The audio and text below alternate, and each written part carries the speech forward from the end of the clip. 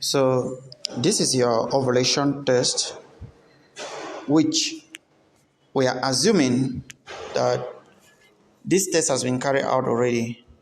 So when you carry out the test, as you can see here, we have this one and this one are all considered negative.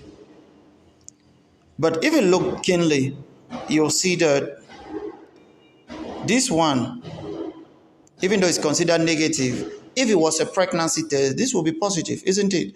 HIV test, this will be positive, isn't it? Hepatitis B, this will be positive, right? But for ovulation test is negative. Now, why is it negative? It's negative because for ovulation test, when you run it, for it to be positive, it needs to be like this too. So the test line, either the test line, which is this our first line, closer to where you apply your sample. Remember that sample application is this way. This sample application. Let me put another mark. This one is sample application, sample application.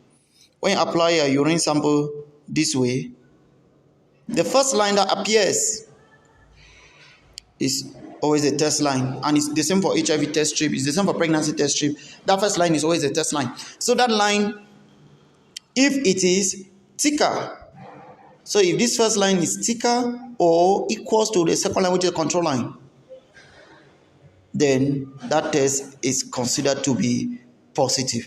That is why these two here are positive tests. If you look at it, our first line is greater or equals to the control line. So if you see, there's a first line, the first line. You see these two first lines, this one, the first line here is equal to the control line. Why this other first line this way is thicker than the control line, so it becomes positive.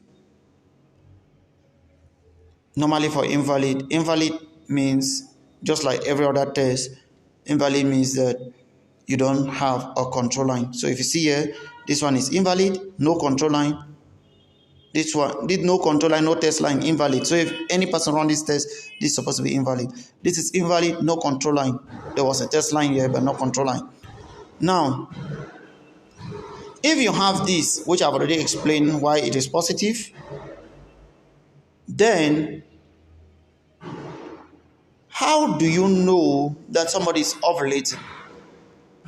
If it is positive today, the 6th of April, then the person will ovulate tomorrow the 7th or 8th of April.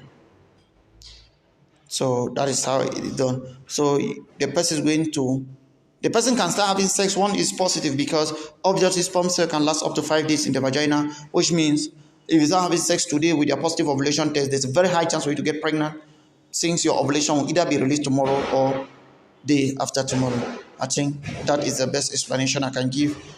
I wish all the women trying to get pregnant their very best. Congratulations in advance.